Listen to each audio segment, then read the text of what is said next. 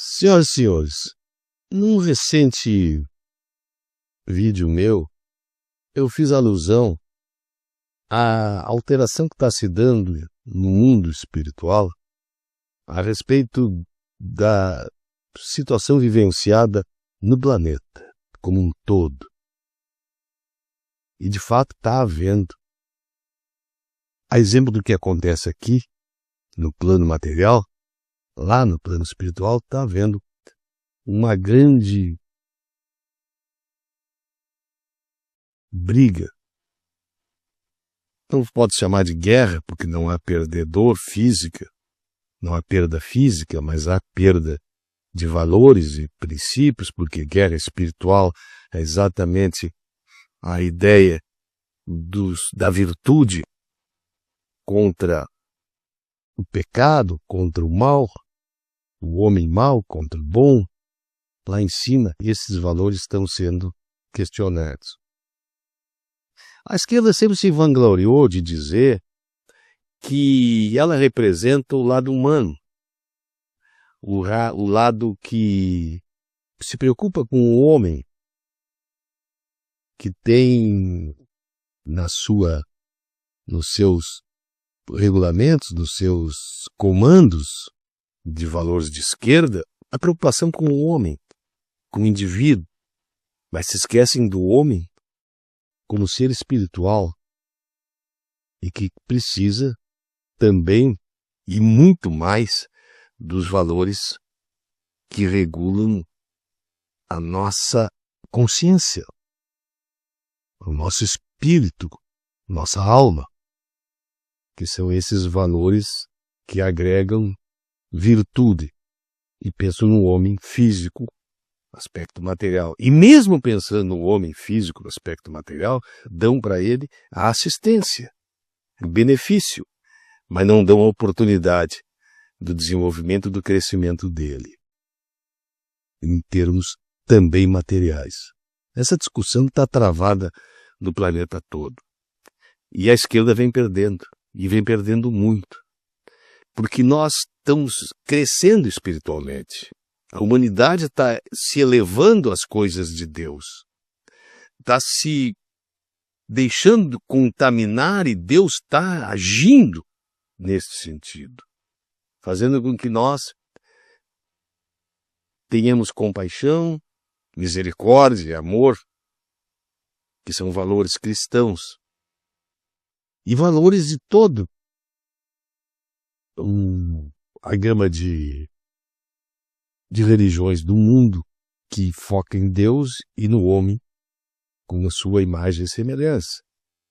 E isto tem acontecido, e a América do Sul, que até então vinha perdendo de lavada, como se diz na gíria, para a esquerda, já está 6-6.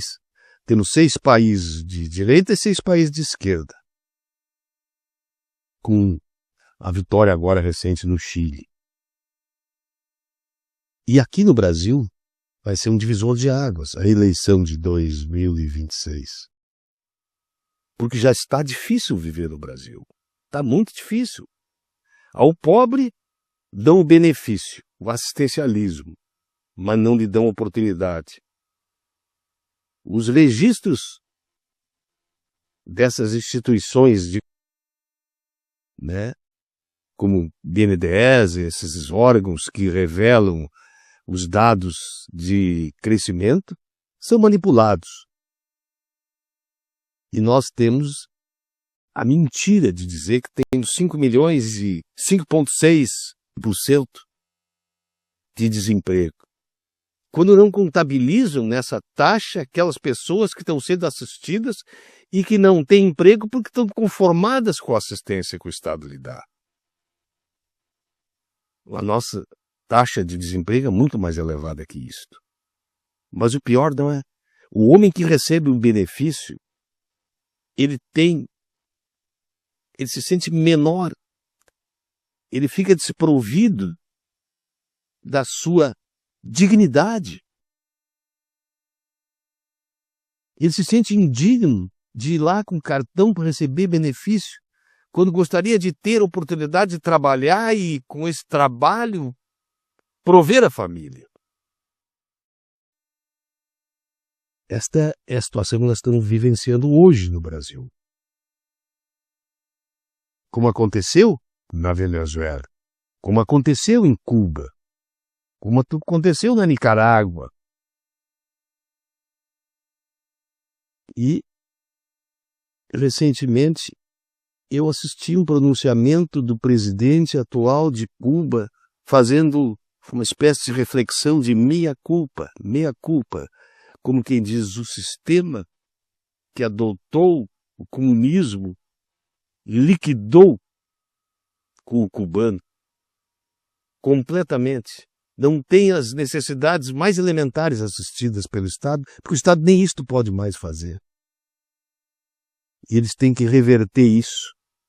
E eles colocaram essa discussão, esse atual presidente de Cuba, que há de se fazer uma reforma para trazer recursos e, ao mesmo tempo, alavancar a economia cubana, que está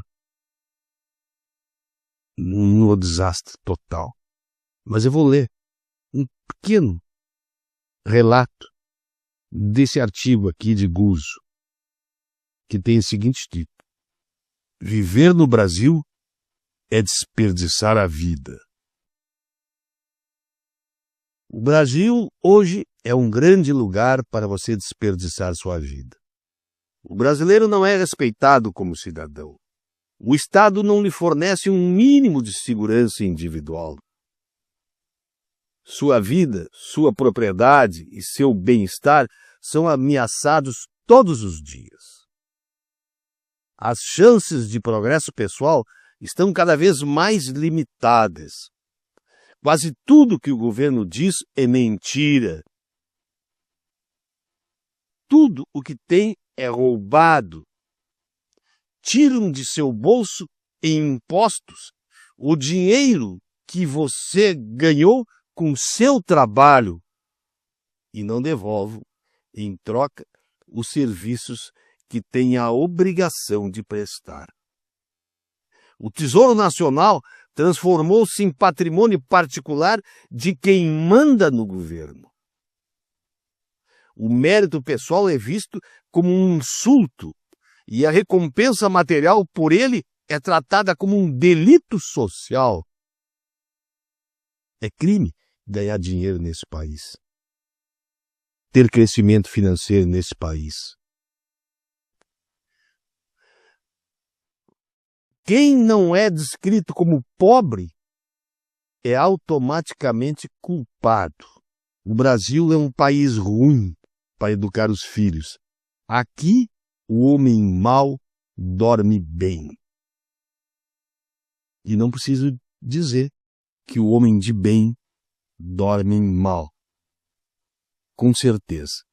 Porque ele tem a convicção de que vai ser difícil alterar esse estado de coisas desde que deram aquele golpe, que instituíram o golpe de tirar o artigo da Constituição que previa um poder moderador para controle desse descalabro, desde lá, e que libertaram Luiz Inácio num golpe contra a Constituição e as leis.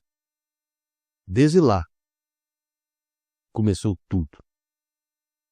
Então nós temos que reverter, senhoras e senhores. E para a reversão disto, nós só temos um recurso: as eleições do ano que vem. E que Deus esteja conosco, iluminando os homens de bem.